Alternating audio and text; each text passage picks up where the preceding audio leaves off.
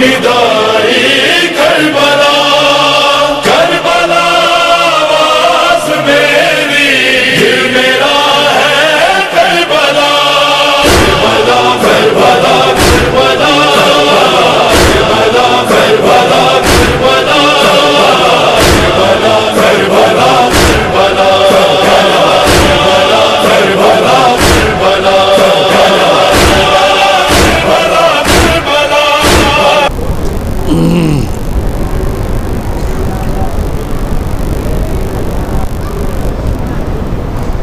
ला हौला वला कुव्वता इल्ला बिल्लाहिल अलिय्यिल अज़ीम। अऊज़ु बिल्लाहिस समीउल अलीम मिनश शैतानिर रजीम। बिस्मिल्लाहिर रहमानिर रहीम। अल्हम्दुलिल्लाहि रब्बिल आलमीन वस्सलातु वस्सलामु अला सय्यिदिल अव्वलीन वल आखिरीन खैरिल मुबश्शिरीन वल मुनज़िरीन अफ़ज़लिल मख़लूक़ीन फ़ी आलमित तकवीन अबिल क़ासिम मुहम्मद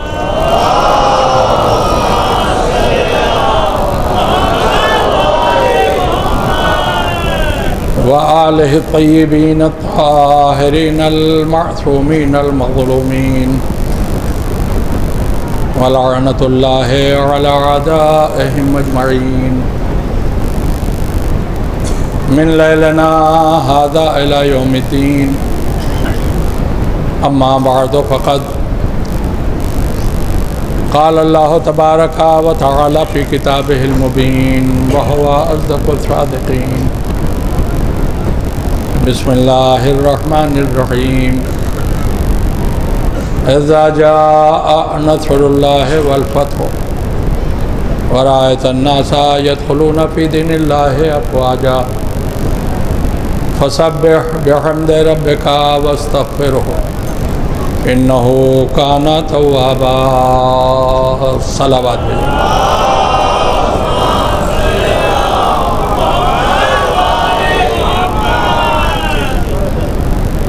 अरबाब मजलिस, कुरान मजीद का एक छोटा सा सूरा है जिसे सूरह नसर के नाम से जाना जाता है।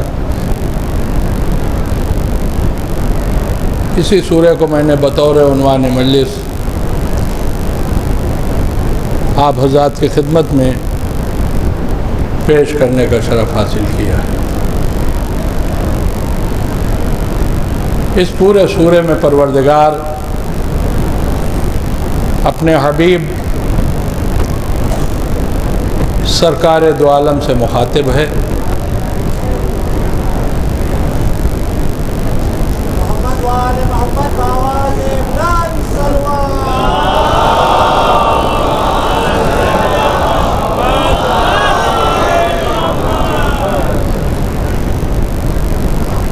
पूरे सूरे में परवरदिगार पैगम्बर आखिरुज़्ज़मा हज़रत मोहम्मद मुस्तफ़ा सल्लल्लाहु अलैहि वसल्लम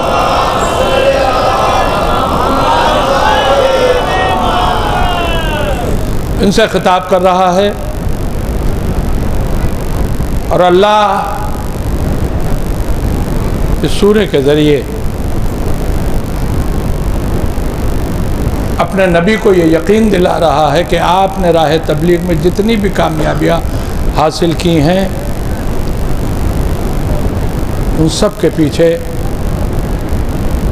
हमारी मदद है। हमने आपको कामयाबी दिलाई है, हमने आपकी मदद की है, हमने आपको फतह से हमकनार किया है, जिसके नतीजे में लोग फ़ौज दायरे इस्लाम में दाखिल हो रहे हैं। अब देखिए, चूँकि अल्लाह ने अपने नबी से पहले ये बात कही कि आपने जितनी भी कामयाबियाँ पाई हैं वो सब हमारी दिलाई हुई हैं, हमारी नुसरत, हमारी मदद और हमारी तरफ से फतह आपको मिली, इस सब के पीछे हमारी मदद शामिल है। लिहाजा आप बतौर शुक्रिया अपने पालने वाले की तस्बीह पढ़िए, हम्द की, और उसकी बारगाह में इस्तिग़फ़ार कीजिए। ये लफ्ज़ इस्तिग़फ़ार जो सूरह में आया है, आज की मेरी पूरी तकरीर इसी एक लफ्ज़ के सिलसिले से होगी। लफ्ज़ बहुत सूखा है और वो भी रात के वक्त में, मजमे को सुला देने वाला लफ्ज़। लेकिन मोहम्मद व आले मोहम्मद अलैहिस्सलाम के वसीले से मैं ये उम्मीद रखता हूँ कि आप जागते रहेंगे और जो कुछ मैं पढ़ूँगा उसे गौर से सुनेंगे। मेरी एक तरफ एक आपके लिए छूट है, आप लोग अपने कानों को बंद कर सकते हैं लेकिन आँखों को खुला रखिएगा। एक सलावत भेजिए मोहम्मद व आले मोहम्मद।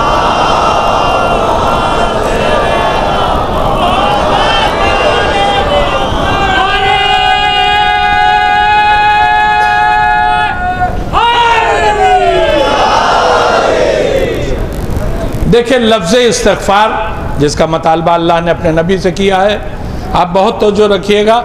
जो लोग मेरी मजालिस सुनते रहते हैं उन्हें मालूम है कि मैं किस अंदाज़ की ज़ाकरी करने का आदी हूँ। इंशाअल्लाह तकरीर में खुशकी अपनी तरफ से आने नहीं दूँगा।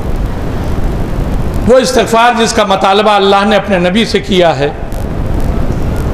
मुझे इसके सिलसिले से ही ये तकरीर करनी पड़ रही है, क्योंकि इस लफ्ज़ इस्तिग़फ़ार के सिलसिले से हमारे और आप सब के जहन में एक बहुत बड़ी गलतफ़हमी वो ये है कि इस्तिग़फ़ार के माने गुनाहों से तौबा। इस्तिग़फ़ार सिर्फ अपने ख़ताओं से मुआफ़ी के लिए अल्लाह की बारगाह में पढ़ा जाता है।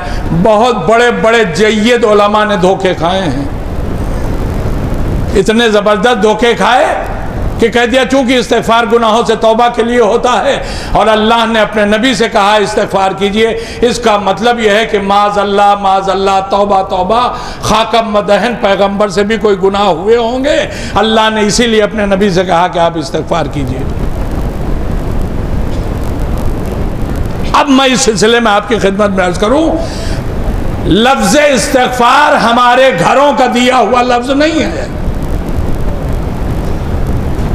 ये है कुरान का दिया हुआ लफ्ज़। मुतवज्जे है ना आप? और कुरान के अल्फाज मानी और मतालिब के एतबार से कितनी वसात रखते हैं, इस बात को समझना है तो मौलाए कायनात के चंद जुमले सुन लीजिए। जाहिर सी बात है, जो बाबे मदीनतुल इल्म है वो कुरान के लिए जब बोलेगा तो फिर अल्फाज का दफ्तर होगा, मानी का खजाना होगा।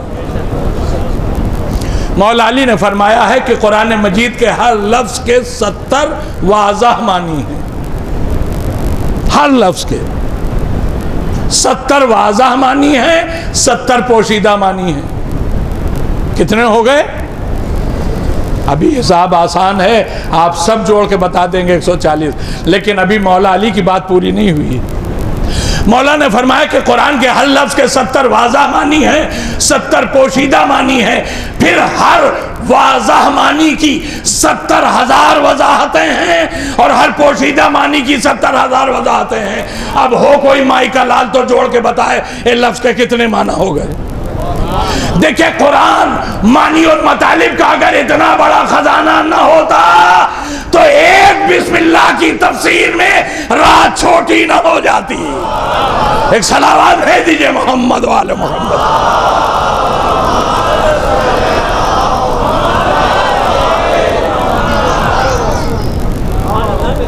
इस बात से इनकार नहीं है कि इस्तिग़फ़ार गुनाहों से तौबा के लिए भी होता है, लेकिन सिर्फ गुनाहों से तौबा। अब मौला अली की इस वजाहत के बाद ये गलत तस्वुर है। बहुत से मकासिद हैं जिनके हुसूल के लिए इस्तिग़फ़ार किया जाता है। अब मैं आपको पहले खुद मौलाए कायनात का ही एक वाक़या सुना देता हूँ और उसके बाद कुरान मजीद की कुछ आयतें सुना दूंगा, जिससे आप खुद इस बात का फैसला कर लेंगे कि इस्तिग़फ़ार सिर्फ गुनाहों से तौबा के लिए नहीं होता। मौला अली का वाक़या पहले सुनिए।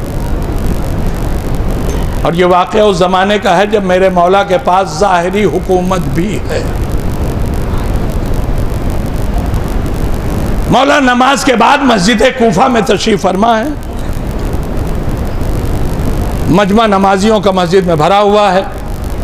और एक बात याद रखिएगा जो मैं अब कहने जा रहा हूँ कि मौला अली के पहलू में वो इंसान बैठा हुआ है जो रसूल की उम्मत में, उम्मत कह रहा हूँ, अली को उसमें शामिल न कीजिएगा, वो इंसान बैठा हुआ है जो रसूल की उम्मत में सबसे बड़ा आलिम कुरान है। कौन है वो? अब्दुल्ला इब्ने अब्बास मौला अली के शागिर्द हैं। मौला ने खुद इन्हें कुरान की तालीम दी। ये मौला के पहलू में बैठे हुए हैं। अब सुनिए वाक़या क्या हुआ। मजमे से एक शख्स खड़ा हुआ, मौला तशरीफ़ फरमा है। मौला मस्जिद में एक शख्स खड़ा हो गया, हाथ जोड़ के खड़ा हो गया, मौला मेरी एक मुश्किल आसान कर दीजिए। कहा बता तेरी मुश्किल क्या है?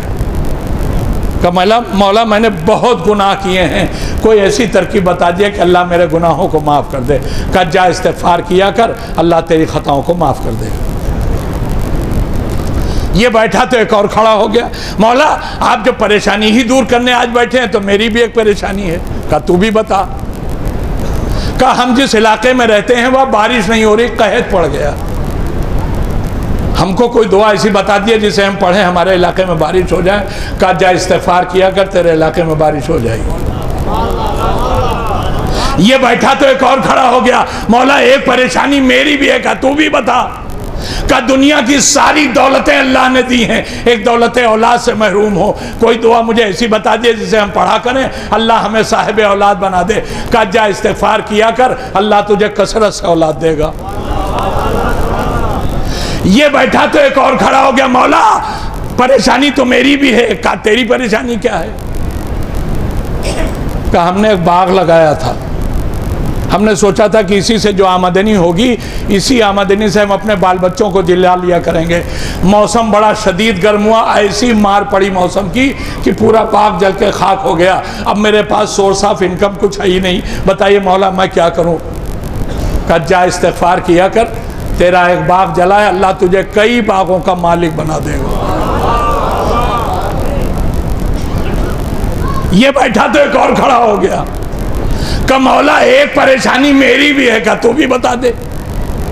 कहा हमारी बस्ती में काश्तकारी की सिंचाई के लिए पानी का कोई बंदोबस्त नहीं था।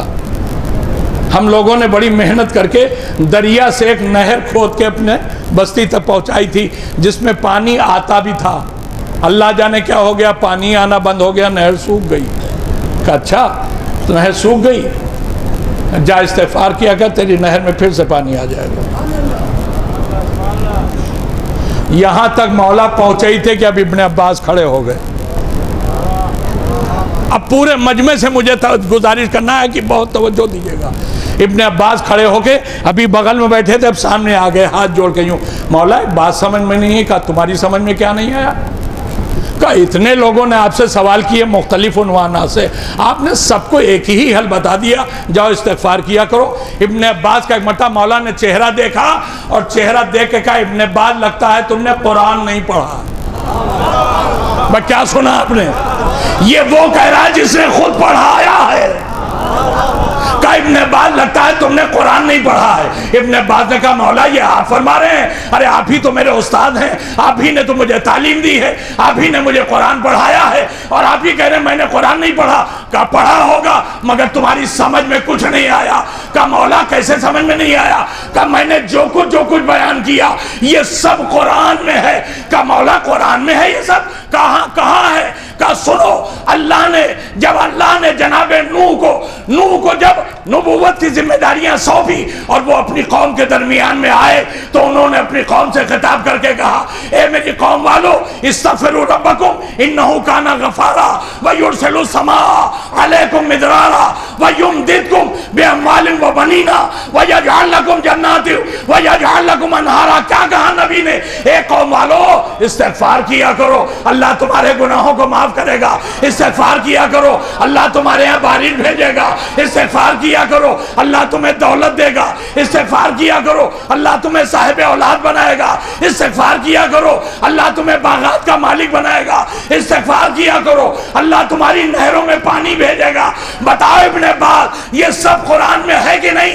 इब्ने अब्बास हाथ जोड़े खड़े हैं, मौला आप कह रहे हैं तो यकीनन होगा, मगर मुझे तो ऐसा लग रहा है ये आयतें अभी अभी आई हैं। अली ने कहा इब्ने अब्बास, आयतें तो बहुत पहले आ चुकी हैं, तुम्हारी समझ में अब आई है।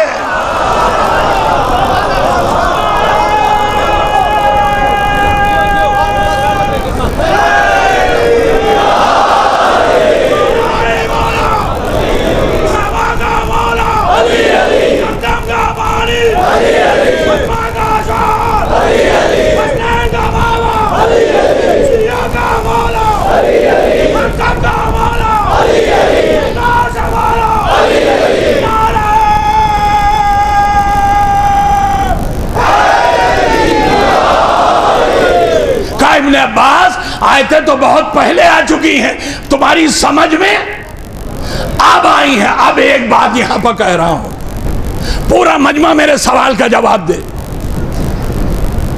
मौला अली जिसे शागिर्द बना ले, उसकी सलाहियत में कोई कमी हो सकती है? और दूसरा सवाल, जिसे अली तालीम दे दे, उसके इल्म में कोई कमी हो सकती है? नहीं। इब्ने अब्बास को अली ने शागिर्द बनाया है, इसका मतलब इब्ने अब्बास की सलाहियत में कोई कमी नहीं। अली ने इन्हें तालीम कुरान दी है, इसका मतलब इनके इल्म में भी कुछ कमी नहीं है। मगर उसके बावजूद तालीम देने वाला मेरा मौला खुद कह रहा है, इब्ने अब्बास कुरान तुम्हारी समझ में नहीं आया। तो भाई मैं एक बात कहता हूं, वो कुरान, बहुत तवज्जो, वो कुरान जो अली के पढ़ाने के बाद इब्ने अब्बास की समझ में ना आए, वो कुरान अली के बगैर मुसलमानों के लिए काफी कैसे होगा?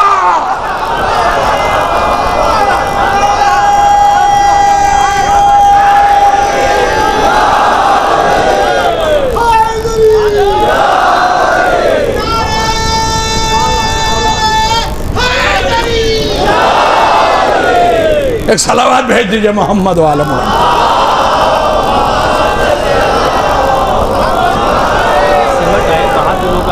ये काम आप मुतूब से कहिए।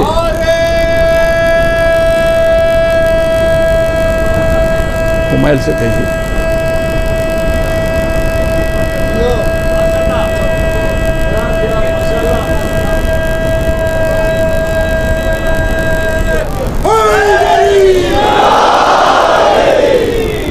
देखिए, मुझसे कहा जा रहा है कि मजमे से कहूँ थोड़ा आगे बढ़ाएंगे। अनाउंसर साहब बिठा के आज सुबह से उन्होंने शेड्यूल बना लिया, बिठाया जाकिर को, चले गए। तो अब अनाउंसरी का काम भी मैं कर रहा हूँ, मगर कमेटी वालों से गुजारिश है, अनाउंसर का जो हदिया है उसमें से काट के मेरे हदिये में थोड़ा इजाफा कर दीजिए। आगे बढ़ाइए, थोड़ा सा बढ़ाइए, आगे बढ़ाइए भाई, जल्दी जल्दी आ जाइए, ताकि मैं आपके सामने ज़्यादा से ज़्यादा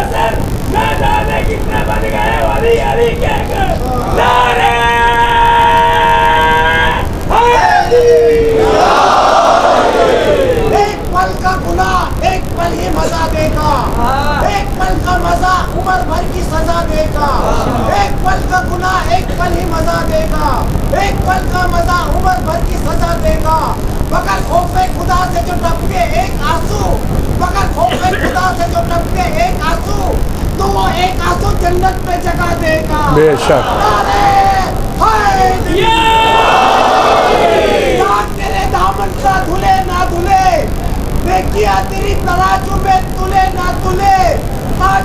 अल्लाह से कर ले तौबा, खुदा जाने कल तेरी आँख खुले ना खुले। वाह वाह। तो अब आप तवज्जो दीजिएगा, मैंने जितनी कुरान की आयतें आपके सामने पेश की, तर्जुमा भी पेश कर दिया, तो तर्जुमा सुन के कम से कम आप सबने ये फैसला तो कर ही लिया होगा कि आज तक हमारे दिमाग में अगर ये था कि इस्तिग़फ़ार माने सिर्फ गुनाहों से तौबा, तो सिर्फ गुनाहों से तौबा नहीं, इससे गुनाहों की तौबा भी होती है, इसके ज़रिए बारिश भी आती है, इसके ज़रिए दौलत भी आती है, इसके ज़रिए इंसान साहिब औलाद भी बनता है, इसके ज़रिए बाग मिलता है, इसके ज़रिए नहरों में पानी आता है। अब ज़रा एक सवाल सोचिए, इस मकाम पर इस्तिग़फ़ार के इतने फ़ायदे कुरान ने बता दिए, अल्लाह अपने नबी से कह रहा आप इस्तिग़फ़ार कीजिए। मेरे नबी को कौन सा फायदा चाहिए? देखिए, दुनिया जो चाहे हमें कह ले, हम अपनी पूरी कौम की तरफ से इस मंबर से अपने अकीदे का ऐलान करते हैं, हम अपने नबी को मासूम मानते हैं, जिससे गुनाह नहीं होता, जिससे खता नहीं होती, जिससे गलती नहीं होती। तो जब मेरे नबी से गुनाह होता ही नहीं, तो मेरे नबी का इस्तिग़फ़ार गुनाहों से तौबा के लिए तो नहीं होगा। जब उसकी जिंदगी में गुनाह है ही नहीं, तो वो इस्तिग़फ़ार तौबा के लिए क्यों करेगा? अब कुरान ने दूसरा फायदा बताया कि इस्तिग़फ़ार करने से बारिश होती है। तो मेरे अल्लाह ने जो अपने नबी से कहा कि आप इस्तिग़फ़ार कीजिए, तो क्या इसलिए कहा ताकि नबी इस्तिग़फ़ार करके बारिश कराए? अब मैं आपको तारीख का एक वाकया सुना देता हूं, इंशाअल्लाह आप महज़ूज़ भी होंगे, जवाब भी मिल जाएगा। मेरे नबी का इस्तिग़फ़ार बारिश के लिए नहीं हो सकता। क्यों? मेरे नबी की उम्र शरीफ थी सिर्फ 3 साल। जाहिर सी बात, 3 साल का बच्चा होता है ना। मेरे नबी की उम्र थी 3 साल। मक्के में पड़ गया कहत। कुफारान मक्का ने अपने अपने बुतों के सामने जाके हाथ जोड़ जोड़ के दुआएं मांगी, बारिश हो जाए, बारिश हो जाए, बारिश हो जाए। मगर इन्हें जब कुछ सुनाई देता हो तब तो दुआ सुने। दुआ करके हार गए, थक गए, बारिश नहीं होना थी, नहीं हुई। अब तारीख कहती है जब किसी सूरत से बारिश न हुई तो ये सारे काफिर, इनमें जितने अबू थे, अबू जहल, अबू लहब, जितने बदबूदार अबू थे, ये सब सिमट के जनाबे अबू तालिब के पास आए। अब एक एक लफ्ज़ पर तवज्जो दीजिएगा। सारे ये अबू, सारे ये कुफार अबू तालिब के पास सिमट के आए। ए अबू तालिब, हम तो अपने खुदाओं से मांग मांग के थक गए। क्या सुन रहे हैं आप? ए अबू तालिब, हम तो अपने दुआओं से, अपने खुदाओं से मांग मांग के थक गए। नहीं होना थी बारिश, नहीं हुई। अब जरा आप ही अपने खुदा से दुआ कर दीजिए। हाय हाय, अरे नहीं गौर किया आपने? क्या कहा काफिरों ने? हम अपने खुदाओं से मांग मांग के थक गए, नहीं होना थी बारिश, नहीं हुई। अब आप ही जरा अपने खुदा से दुआ कर दीजिए। तो मैं कहता हूं 21वीं सदी का मुसलमान अबू तालिब के लिए जो चाहे अकीदा रखे, मगर अबू तालिब के जमाने का काफिर भी जानता था हमारा खुदा और है, अबू तालिब का खुदा और है।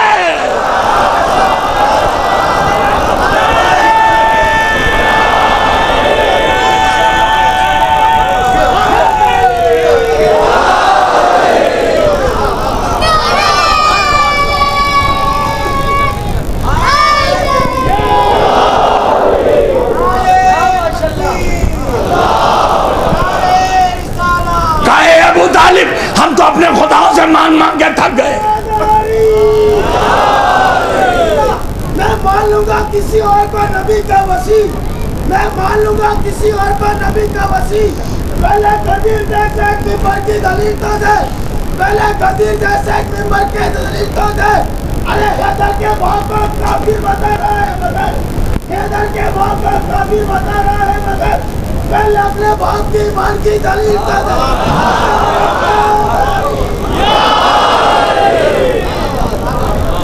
हम तो अपने खुदाओं से मांग मांग के थक गए। ए अबू तालिब, अब आप ही जरा अपने खुदा से दुआ कर दीजिए। जनाब अबू तालिब ने कहा अच्छा ठीक है, तुम सब चल के काबे के पास जमा हो जाओ, मैं अभी आता हूँ।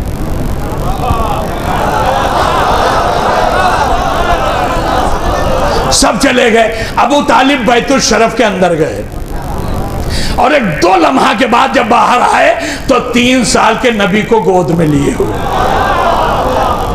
सीधे आए काबे के पास।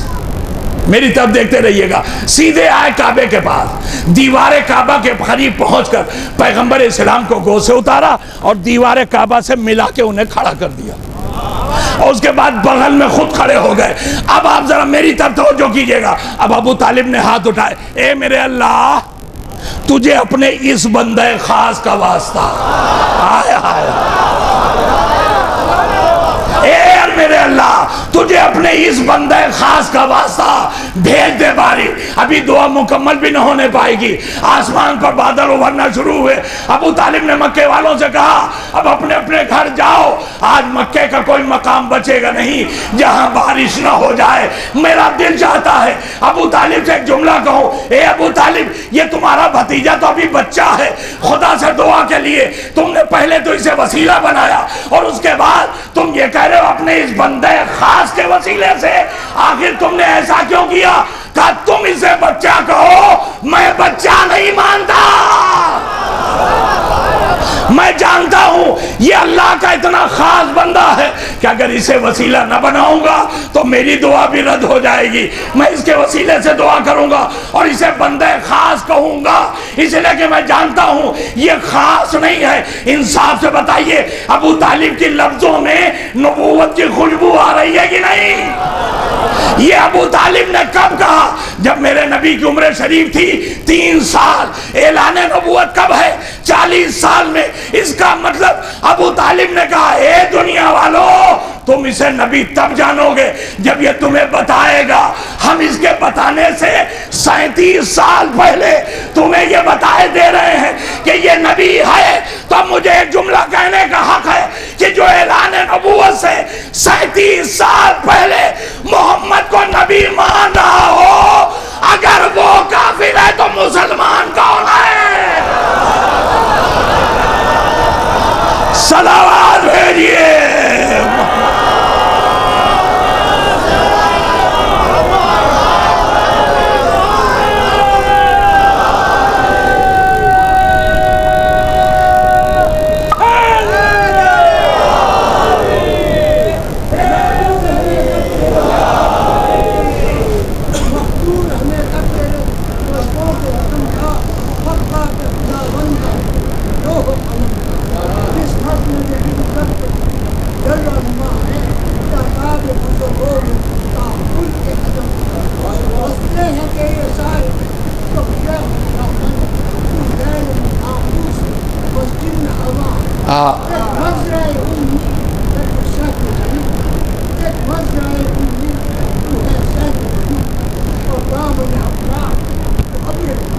बेशक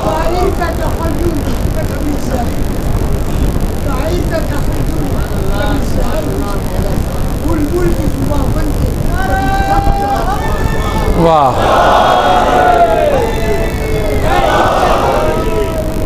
इतना तेरा फजल करम हाल पे मेरे है, इतना तेरा फजल करम हाल पे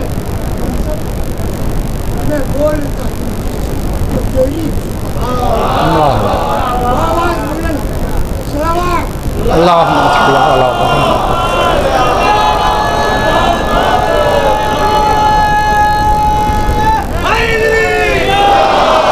तो आपने मुलाजा फरमाया, जनाब अबू तालिब ने पैगंबर को वसीला बनाया और बुला ली बारिश। मैं कहता हूं जिस नबी को वसीला बना के कायनात बारिश पा रही हो, क्या मेरे उस नबी को बारिश बुलाने के लिए इस्तिग़फ़ार की मेहनत करनी पड़ेगी?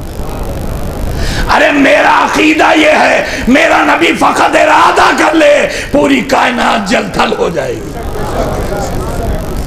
तो मेरे नबी को बारिश बुलाने के लिए इस्तिग़फ़ार नहीं करना है।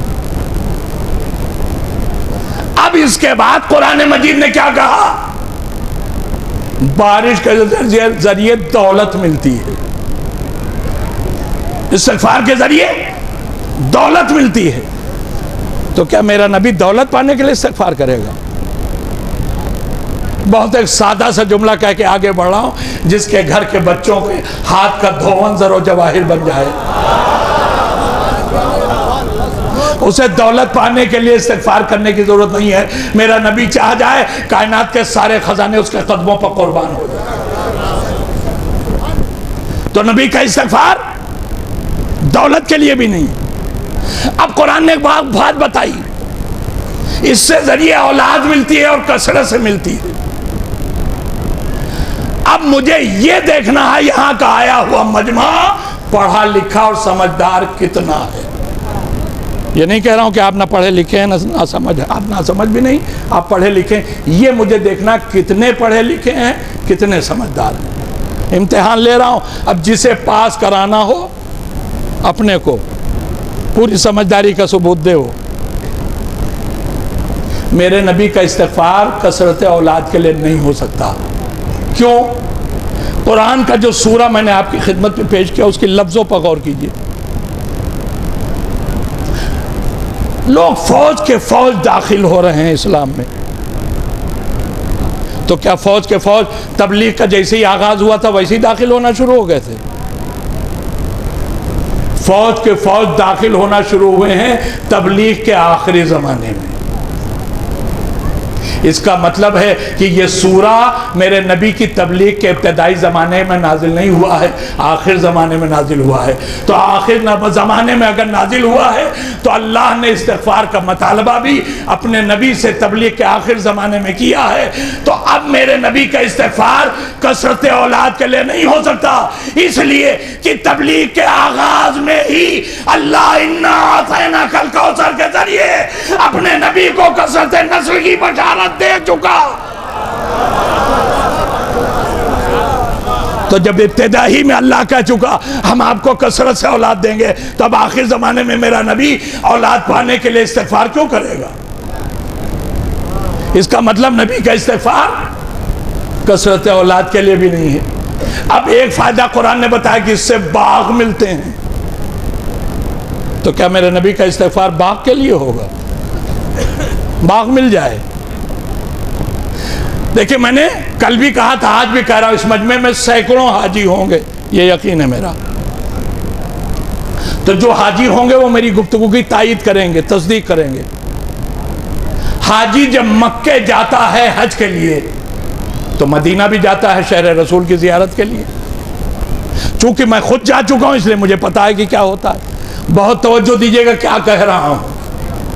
हाजी जब मदीने जाता है जियारत के लिए तो सऊदी गवर्नमेंट तमाम हाजियों को मदीने की तमाम जियारत गाहों तक जियारत के लिए पहुंचाने के लिए एक बस भी देती है, साथ में गाइड भी देती है जो बताती है कि यह जियारत गाह कैसी है, किस सिलसिले से यह जियारत गाह है।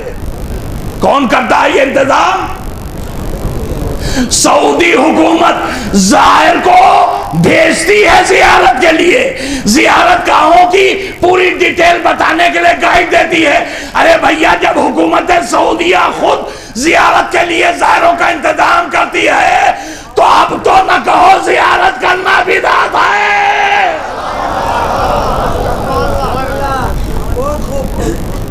मैं भी गया, एक बस मिली हमारे काफिले को, गाइड मिला, तमाम जगहों की जियारतें की। एक मकाम से जब हमारी गाड़ी गुजरने लगी तो इधर भी खजूर के दरख्त, इधर भी खजूर के दरख्त, बीच से रोड थी। तो गाइड खड़ा हो गया, हाजियो ये वो जगह है जिसे फिदक कहते हैं।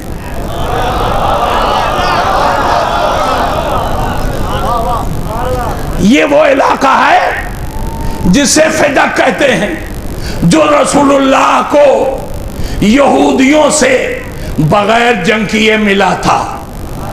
इतना उसने कहा। अब इसके आगे वो खामोश हो गया। उसके बाद उसने एक जुमला कहा, मगर जो फिदक हमारे रसूल को यहूदियों से मिला था, आज ये जो आप देख रहे हैं उस मिले हुए बाग फिदक का 1/10 भी नहीं है। उसने कहा ज्यादातर दरख्त सूख गए, खत्म हो गए, बहुत थोड़ा सा इलाका बचा है। जिसमें खजूर के दरख्त बाकी हैं। तो ये जो थोड़ा सा बचा था ना, इसे इस तरफ से उस तरफ तक पार करने में लगे बस से 2.5 घंटे। कुछ महसूस किया आपने? मैंने कहा क्या? 2.5 घंटे लगे उस बाग को पार करने में जो उस जमाने के फिदक का 1/10 भी नहीं है। तो आप सोचिए कि पूरा बाग फिदक कितना बड़ा रहा होगा। इसका मतलब फिदक 10-20 बीघे के किसी बाग का नाम नहीं था, एक पूरे एरिए और पूरे एक इलाके का नाम था फिदक। और ये फिदक जब मेरे नबी को मिला तो मेरे नबी ने ये फिदक अपनी बेटी फातिमा ज़हरा को हिबा कर दिया। तो मैं एक बात कहूं, वो मेरा नबी जो इतने बड़े बड़े बाग बांटता फिर रहा हो, वो खुद बाग पाने के लिए इस्तिग़फ़ार की मेहनत करेगा। इसका मतलब मेरे नबी का इस्तिग़फ़ार बाग पाने के लिए नहीं। अब मैं आपकी खिदमत में अर्ज़ कर रहा हूं, जो आयतें मैंने आपको सुनाई थी उसमें इस्तिग़फ़ार के जितने फायदे अल्लाह ने बयान किए उनमें से मेरे नबी को कुछ नहीं चाहिए, मगर फिर भी अल्लाह कह रहा है आप इस्तिग़फ़ार कीजिए। तो अब ये नबी का इस्तिग़फ़ार किस मकसद से था, किस काम के लिए था? भाई मैं परेशान था, बहुत ज़माने तक परेशान रहा कि जब कोई फ़ायदा नबी को चाहिए ही नहीं तो नबी इस्तिग़फ़ार करे क्यों? मगर मेरा मसला अचानक एक दिन मेरे शहर लखनऊ में ही हल हो गया। अब आप सोचेंगे लखनऊ में ये मसला कैसे हल हो गया? सुनिए, मेरे एक दोस्त हैं जो गजेटेड ऑफिसर हैं गवर्नमेंट के। सुबह 10 बजे ऑफिस जाते हैं, 5 बजे छुट्टी हुई वापस आ गए। मगर ये गजेटेड ऑफिसर साहब उठते हैं सुबह नमाज के पहले, अजान से पहले, नहा धो के तैयार हुए, नमाज पढ़ी, वज़ाइफ पढ़े कुछ, और उसके बाद साइड बिजनेस शुरू करते हैं 9 बजे तक। शाम को 5 बजे जब वापस आए, एक कप चाय पी और फिर साइड बिजनेस रात के 12 बजे तक। मुझे पता चला कि ये इतनी मेहनत करते हैं। मेरे दोस्त थे, एक दिन मैंने उनको पकड़ लिया। मैंने कहा भाई ये बताइए गवर्नमेंट आपको कितनी तनख्वाह देती है? कहने मौलाना 2 लाख रुपये। तो हमने कहा ये जो साइड बिजनेस आप करते हैं इसमें कितना कमा लेते हैं सुबह से शाम तक? कहने तकरीबन वही 1.5-2 लाख रुपये। हमने कहा लाभ भला करे तुम्हारा, 2 लाख तुमको गवर्नमेंट दे रही, तुम्हारा पेट नहीं भरता?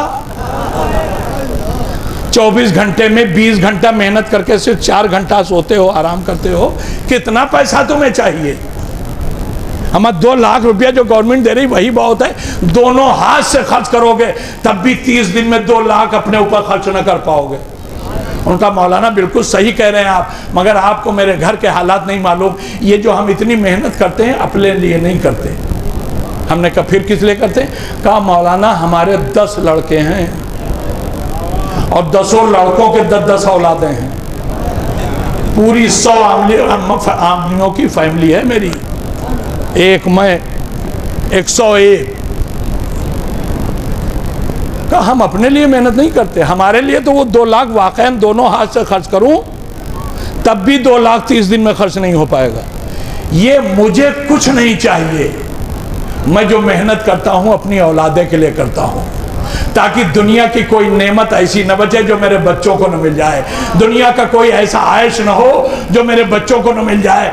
क्या समझे आप? इसका मतलब इंसान को अगर अपने लिए कुछ नहीं चाहिए तो वो मेहनत करता है औलाद के लिए। मेरे नबी को इस्तिग़फ़ार का कोई फायदा नहीं चाहिए, मगर मेरे नबी ने कहा हम और अली उम्मत के बाप हैं। हाय हाय, हम और अली उम्मत के बाप हैं। दुनिया का कोई बाप अपनी औलाद से उतनी मोहब्बत नहीं कर सकता जितनी मोहब्बत मेरा नबी अपने कलमा पढ़ने वालों के लिए करता है। इसका मतलब मेरा नबी जो इस्तिग़फ़ार करेगा उसे कुछ नहीं चाहिए, वो तो उम्मत के लिए कर रहा है। इस्तिग़फ़ार हम करेंगे गुनाह आपके माफ हो जाए, इस्तिग़फ़ार हम करेंगे बारिश आपके यहाँ आ जाए, इस्तिग़फ़ार हम करेंगे दौलत आपको मिल जाए, इस्तिग़फ़ार हम करेंगे साहिब औलाद आप हो जाए, इस्तिग़फ़ार अल्लाह का नबी करेगा, बाग आपको मिलेगा, नहरों में पानी आपको मिलेगा। इसका मतलब यह है कि मेरा नबी सारी मेहनत उम्मतियों के लिए कर रहा है।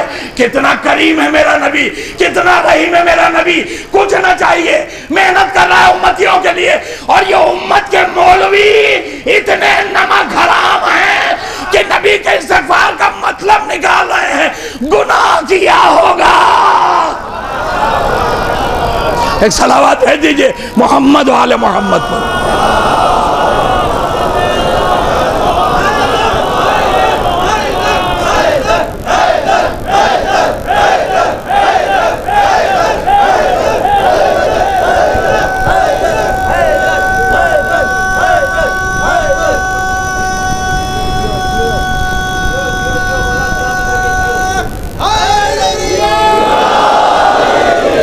अच्छा देखिए, हमारे इस्लाम का हुक्म है कि हर एक के लिए हुस्न ज़न रखो, किसी के लिए कभी बुरा मत सोचो, हमेशा अच्छी बात सोचो। तो हम भी आज आप सब के लिए अच्छी बात सोच रहे हैं कि आप सब कुरान ज़रूर पढ़ते होंगे, तिलावत कुरान ज़रूर करते होंगे। अब आप अगर कहिए तो मैं मौला अली का एक कौल आपको सुना दूं जो उन्होंने कुरान के सिलसिले से इरशाद फरमाया है। मौला फरमाते हैं कि जब अल्लाह ये चाहता है कि बंदा मुझसे बातें करे तो अल्लाह अपने बंदे को नमाज के बाद दुआओं के पढ़ने की तौफीक दे देता है। जब अल्लाह ये चाहे कि बंदा मुझसे बात करे तो अल्लाह दुआओं के पढ़ने की तौफीक दे देता है। उसके बाद मौला फरमाते हैं जब अल्लाह ये चाहता है कि मैं खुद अपने बंदे से बातें करूं तब अल्लाह अपने बंदे को कुरान पढ़ने की तौफीक दे देता है। मैं ये नहीं कहता कि आप रोज एक पारा पढ़िए, अमा आधा सफ़ा पढ़िए, चंद सतरें पढ़िए, लेकिन कुरान रोज पढ़िए। और जब बंद करके कुरान रख दीजिए तो बड़े फख्र से के साथ कहिए अभी अभी अल्लाह मुझसे बातें कर रहा था। और एक बात और बता दूं, मेरे छठे इमाम ने फरमाया है कि जिस घर में रोजाना तिलावत कुरान होगी वो घर कभी रोजी से खाली नहीं रहेगा। तो आप ही के फायदे की सारी बातें इमाम ने बताई हैं, आप चाहिए इन पर अमल कीजिए, अपने घर को दौलत से भर लीजिए। एक सलावत भेजिए मोहम्मद वाले मोहम्मद।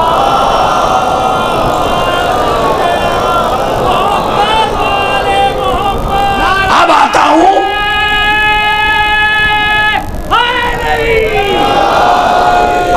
असली मुद्दे पर।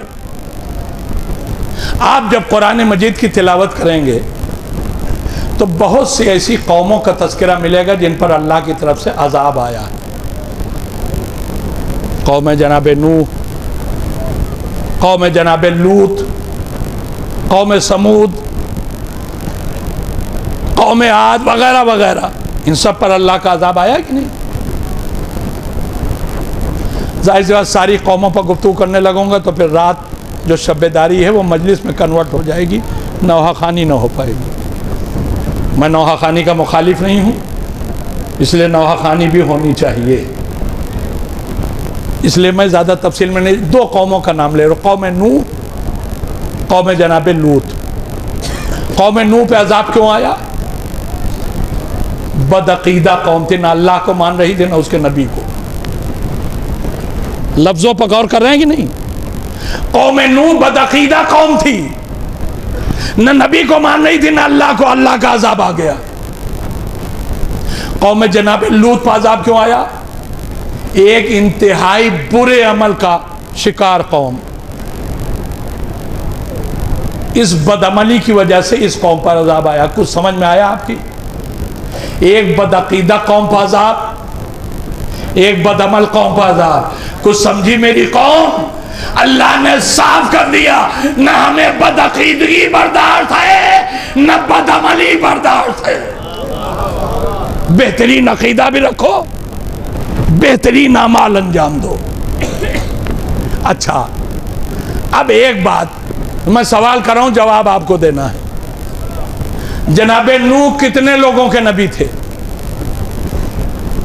गिनती नहीं पूछ रहा हूं। जनाबे नूह किस जमाने के लोगों के नबी थे? किसी को नहीं मालूम? ये तो मैं मान नहीं सकता। हमारी कौम मजलिसों के सदक़े में आलिम हो चुकी है। बहुत सी बड़ी बड़ी बातें जो आम मौलवियों को नहीं मालूम होती वो हमारे कौम के बच्चों को मालूम हो जाती। अब ये चालाक कौम है, सिर्फ मौलवी से मेहनत चाहती है, खुद बोलना नहीं चाहती। अच्छा चलिए ठीक है, आप ना बोलिए, हम ही बोलते हैं।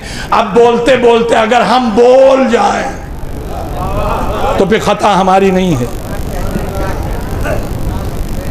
जनाबे नूह सिर्फ उतने लोगों के नबी हैं जितने लोग उनके जमाने में थे। ना अपने से पहले वालों के नबी हैं, ना अपने बाद वालों के नबी। और सेम पोजीशन है जनाबे लूत की। ये भी उतने ही लोगों के नबी हैं जितने उनके ज़माने में थे। न पहले वालों के नबी हैं, न बाद वालों के। मगर मेरे दोस्तों, ज़रा इंसाफ से बताओ, क्या मेरे नबी की भी शान यही है?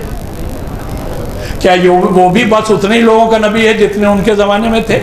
नहीं, मेरे नबी की शान यह है कि जो आदम से शुरू हुए हैं उनसे नबूवत का आगाज़ है। और वो जितने अफराद पैदा हो चुके मेरे नबी के इस दुनिया में आने से पहले, उन सब का नबी है। जो उनके ज़माने में थे उनका भी नबी है। और अब उसके बाद क़यामत तक जितने पैदा होंगे मेरा नबी उन सब का नबी है। और अगर इजाजत दीजिए तो एक जुमला कहूं, अरे ये आम इंसान क्या, इन नबियों ने इन इंसानों को जितने नबी तबलीग करने आए थे, मेरा नबी तो उन नबियों का भी नबी है।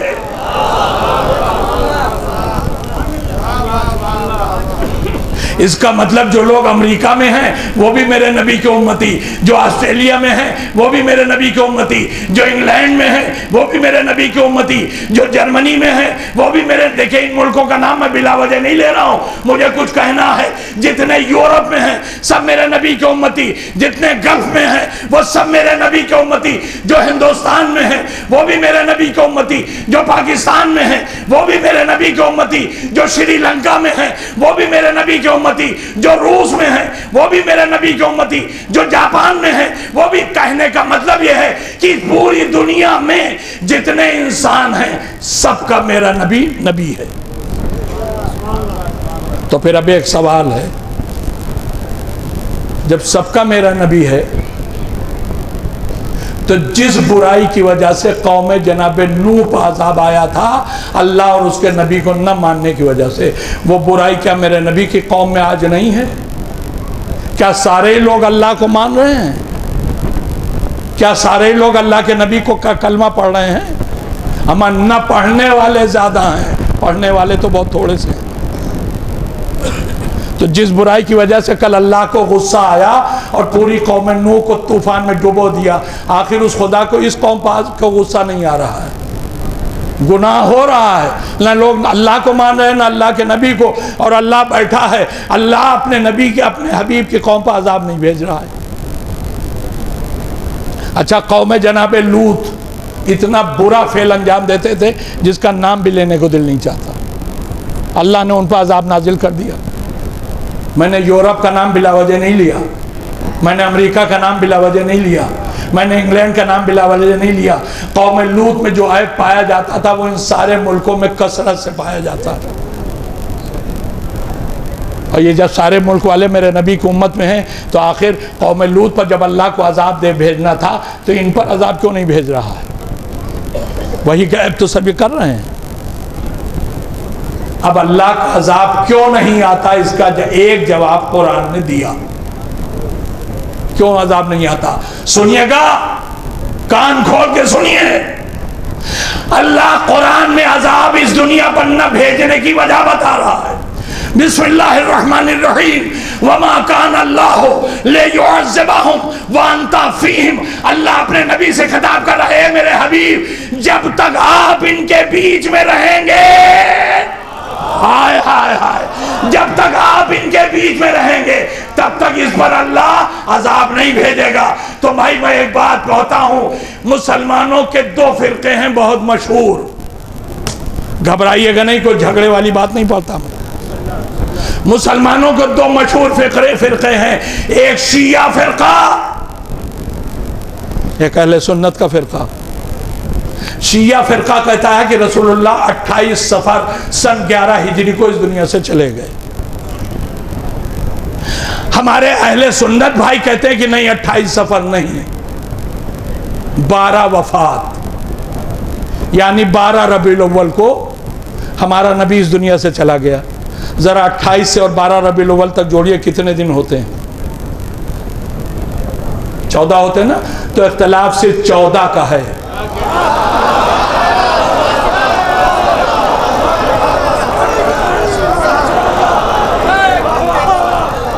शिया भी कह रहा है कि सन 11 हिजरी में नबी गया, अहले सुन्नत भी कह रहे हैं सन 11 हिजरी में नबी गया। अब ये 14 दिन भूल जाइए, सब मान रहे हैं सन 11 में नबी चला गया। और कुरान कह रहा है जब तक आप इनके बीच में रहेंगे तब तक अजाब नहीं आएगा। अब आज कौन सा सन चल रहा है? 1439 हिजरी। इसका मतलब यह हुआ कि 1428 साल मेरे नबी को इस दुनिया से गए हुए गुजर गए। अल्लाह करा जब तक आप रहेंगे तब तक अजाब ना आएगा। बज़ाहिर मेरा नबी 1428 साल से इस दुनिया में नहीं है, मगर अल्लाह का अजाब नहीं आ रहा। और वो कह रहा है जब तक आप रहेंगे अजाब नहीं आएगा। तो मुझे कहने का हक है, नबी चला गया तो क्या हुआ? कोई मोहम्मद आज भी आए।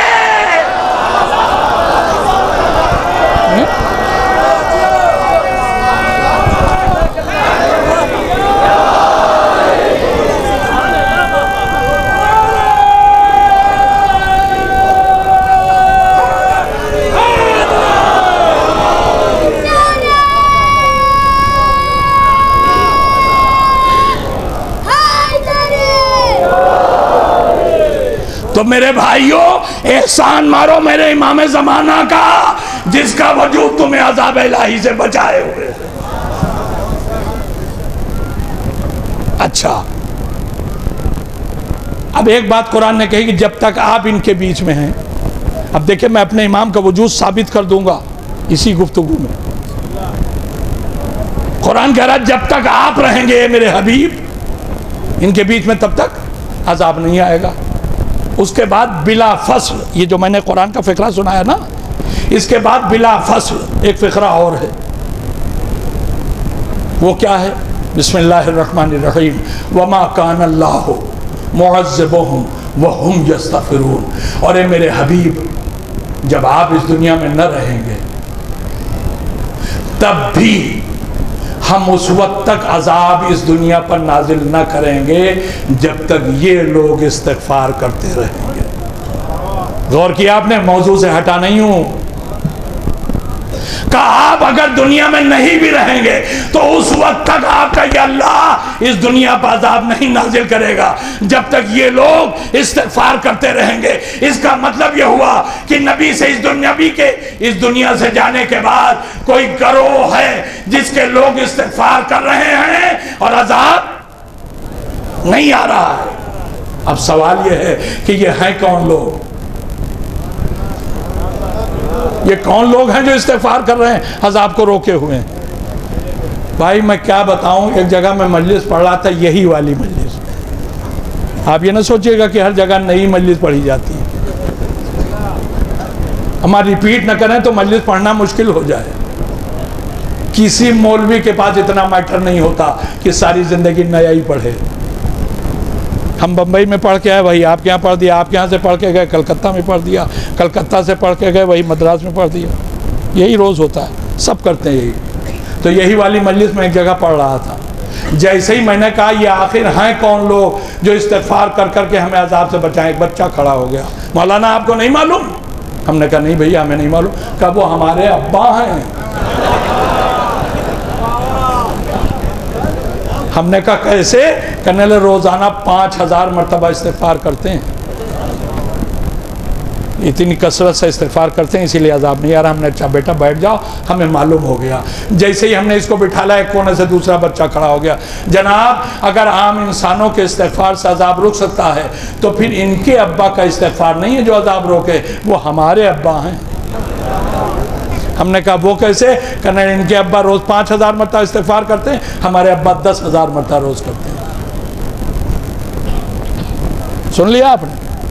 देखिए थोड़ा थोड़ा सा बीच में ज़हनी तफरीह भी ज़रूरी होती है ताकि आप थकने न पाएँ। मैं थक जाऊं, मैं थक जाऊं कोई बात नहीं, लेकिन आप न थकें। इसलिए कि जैसे गाड़ी को चलाने का एक इंजन होता, अगर वो फेल हो जाए तो गाड़ी खड़ी हो जाएगी। मजलिस को चलाने के लिए आप इंजन हैं, अगर आप फेल हो गए तो गाड़ी खड़ी है।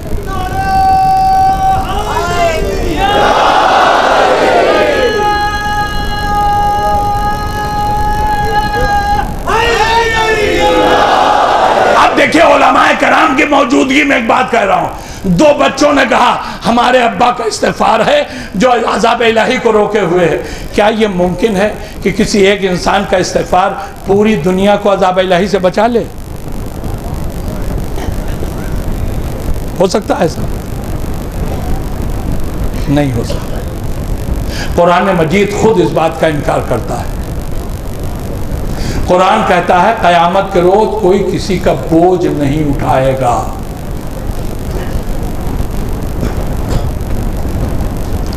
हमारे उलमाए कराम जिन पर खुदा की बेहिसाब रहमतें नाज़िल,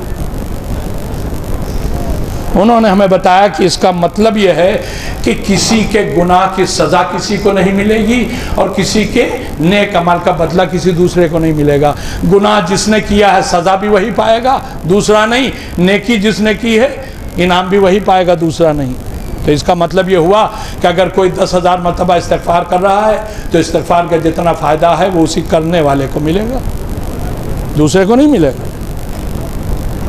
तो जब दूसरे को नहीं मिलेगा, अब आप ज़रा गौर कीजिए। देखिए, ये है ज़ाकिरी का जादू। हम उल्टा भी चलें तो आप कहेंगे हाँ साहब सही है, हम सीधा चलें तब भी आप कहेंगे सही है। हमने कहा किसी दूसरे के अमल का कोई फ़ायदा या नुकसान किसी और को नहीं होगा, आप सब ने गर्दन हिलाई, हाँ बिल्कुल सही। मगर कुरान तो कह रहा है वमा कान अल्लाहु मुअज़्ज़िबहुम वहुम यस्तग़फ़िरून, जब तक ये लोग इस्तिग़फ़ार करते रहेंगे तब तक इस दुनिया पे अज़ाब नहीं आएगा। इसका मतलब ये हुआ कि अल्लाह के बंदों में भी दो तरह के लोग हैं। एक वो कि अमल करें तो फायदा और नुकसान भी उन्हीं का, और एक वो करो अमल वो करे असर पूरी कायनात पर, है ना। तो भाई जब किसी एक के अमल का असर पूरी कायनात पर होगा तो मुझे जुमला कहने का हक है कि फिर ये वो लोग हैं जो कायनात से इतने अटैच हैं कि न इनके बगैर कायनात है न कायनात के बगैर ये हैं, इसीलिए अमल ये करते हैं असर पूरी कायनात पे होता है। अब हमने ढूंढना शुरू किया कायनात से इतने अटैच ये लोग कौन हैं, तो मुझे दो नाम मिले, एक सरवरे कायनात और एक मौला कायनात।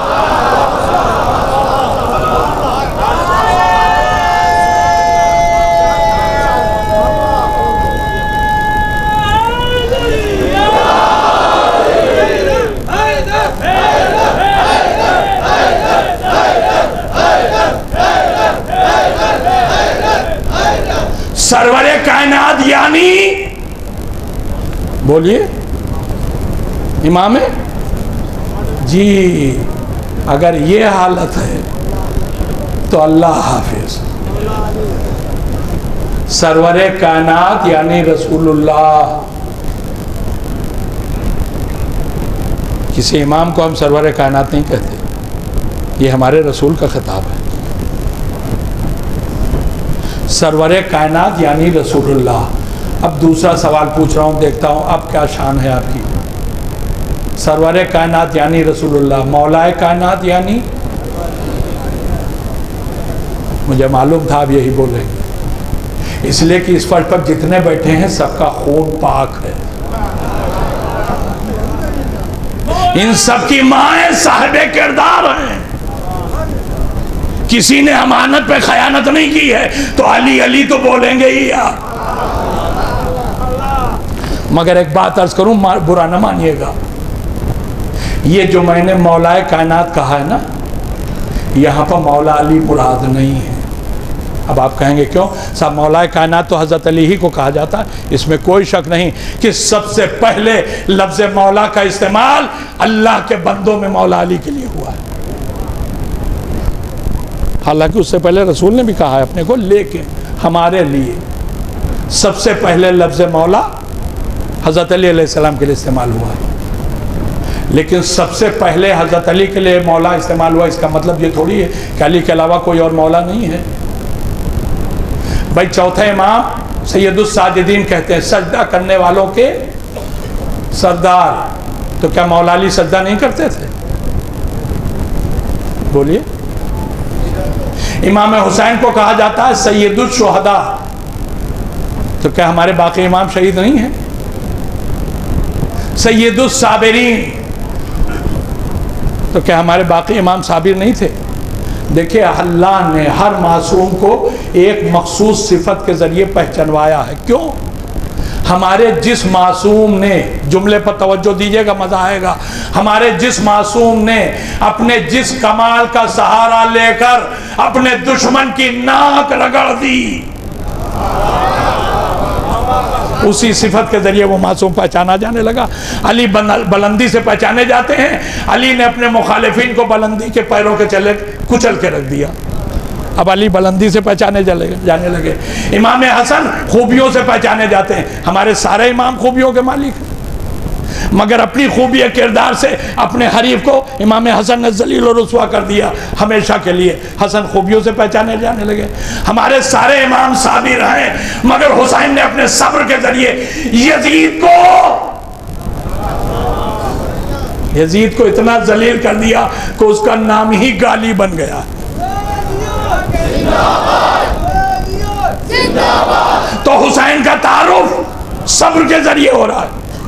तो अब मौलाए कायनात अगर अली को कहा जा रहा है तो यकीनन सबसे पहला कायनात का मौला हमारे लिए अली ही है। लेकिन इतना जान लीजिए, हमारा हर इमाम अपने जमाने का मौलाए कायनात है।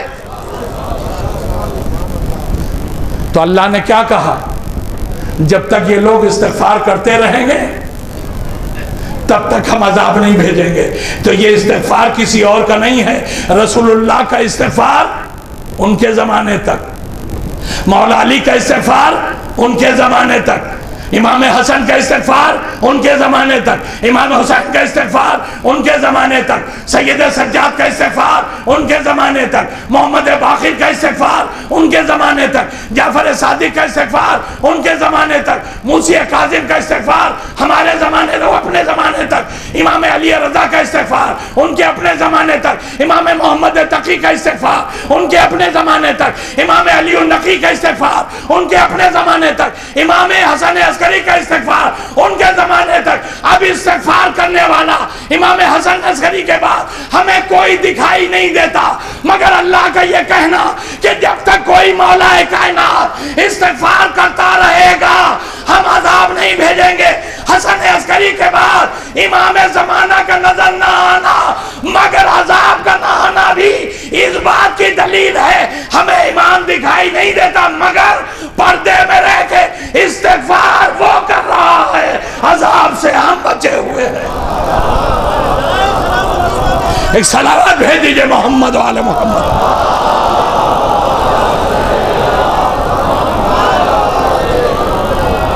अच्छा देखिए, अब यहां तक गुफ्तगू आ गई। अब एक पॉइंट सिर्फ आपके लिए, यहां सारे के सारे बैठे हुए मौला अली के चाहने वाले, अब मुझे देखना है कहां तक लोगों के हाथ उठते हैं। अब जो बात कहने जा रहा हूं वो अली के चाहने वालों को हाथ उठाने से रोक न पाएगा। अल्लाह ने कहा अपने रसूल से, जब तक आप इनके दरमियान हैं अजाब नहीं आएगा। कोई मुसलमान है जो ये अकीदा रखे कि रसूल के सामने अजाब आ सकता है? बोलिए। नहीं, जोर से बोलिए। नहीं आएगा ना? अल्लाह ने वादा किया है। मगर मेरे दोस्तों, मैं क्या करूं, मैदान गदीर में रसूल के सामने हारिस पाजाब आया। आए हाय, क्या सुन रहे हैं आप? सो रहे हो दोस्तों?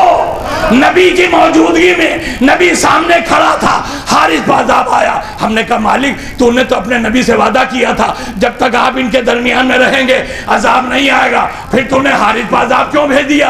अल्लाह ने कहा हारिस बाज़ाब भेजना वाजिब था, इसलिए कि उसने अपने बुग़्ज़ अली का इजहार करके हमसे अजाब मांग लिया था।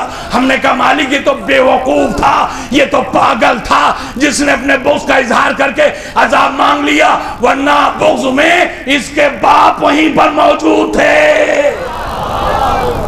तो ये तो बेवकूफ था जिसने अपने बुग़्ज़ का इजहार करके तुझसे अजाब मांग लिया। तू कह देता हारिस तू अजाब मांगता रहे, मगर हम अजाब नहीं भेजेंगे। क्यों? इसलिए कि हमने अपने नबी से वादा किया है कि जब तक आप रहेंगे अजाब न भेजेंगे। अल्लाह ने कहा नहीं, यहाँ अजाब भेजना वाजिब था, इसलिए कि हारिस ने बुग़्ज़ अली का इजहार कर दिया था। अब हमें अजाब भेजना वाजिब हो गया ताकि दुनिया जान ले नबी की मौजूदगी का फायदा सबको मिलेगा, बुग़्ज़ अली रखने वाले को नहीं मिलेगा।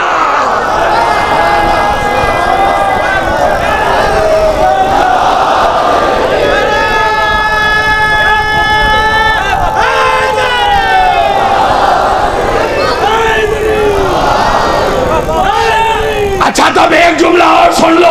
मेरा नबी हारिस के सामने खड़ा रहा, नहीं जुमला बदल के कहो, हारिस मेरे नबी के सामने खड़ा रहा, मगर दिल में बुग़्ज़ अली था, अज़ाब इलाही से बच नहीं पाया। अब मुझे देखना कितना समझेगा। जब हारिस बुग़्ज़ रखते हुए नबी के सामने खड़ा रह के अज़ाब इलाही से न बच पाया, तो कोई मेरे नबी के बगल में लेट के कैसे बचेगा?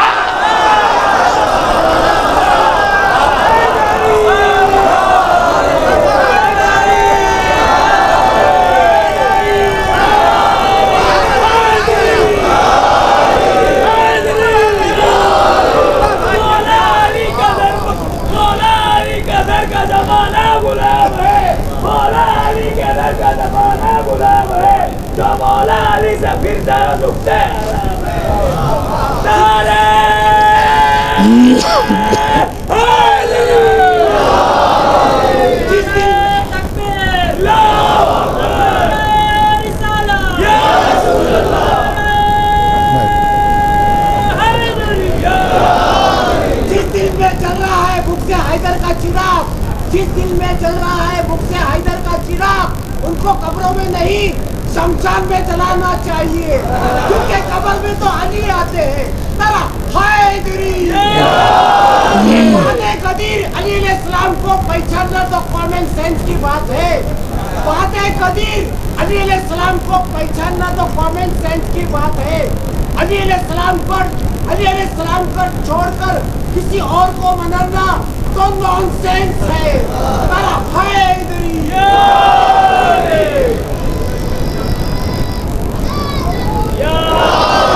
अच्छा, मेरा मजमा दिखा रहा है कि हम बोलना चाह रहे हैं, तो बोलिए। अब हम एक सवाल करते हैं, बोलिए।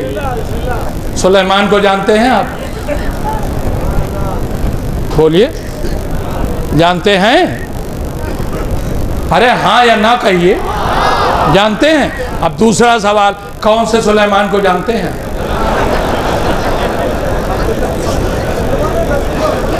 देखिए सब हंस रहे हैं, इसलिए कि मैंने सवाल कर दिया कौन सा। देखिए ये सवाल भी बिलावजह नहीं है। एक जगह मैंने ऐसे ही मजलिस में सवाल कर दिया कि सुलेमान को जानते हैं, तो एक बच्चा बीच में खड़ा हो गया, कहने लगा जनाब यहाँ सुलेमान को कौन नहीं जानता, चाहे मरने का खाना हो चाहे शादी का, हमारे यहाँ सुलेमान ही पकाते हैं।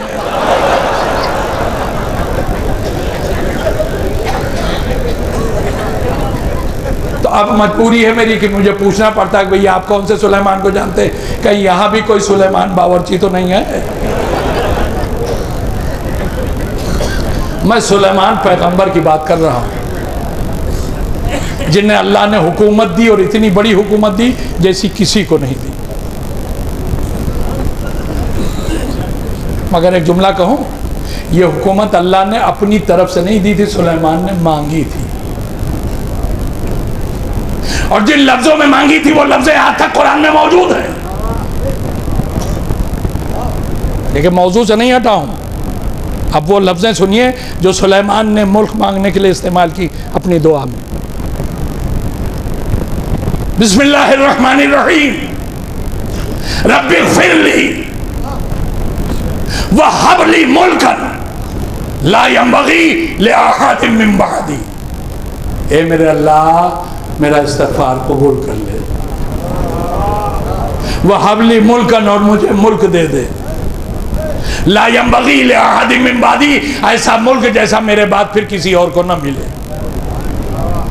अरे भाई, सुलेमान को मुल्क चाहिए था, सीधे सीधे कहते हबली मुल्कन ला यंबगी लिअहदिन मिन बादी, ये रब्बिग़फिरली से बात शुरू करने का क्या मतलब?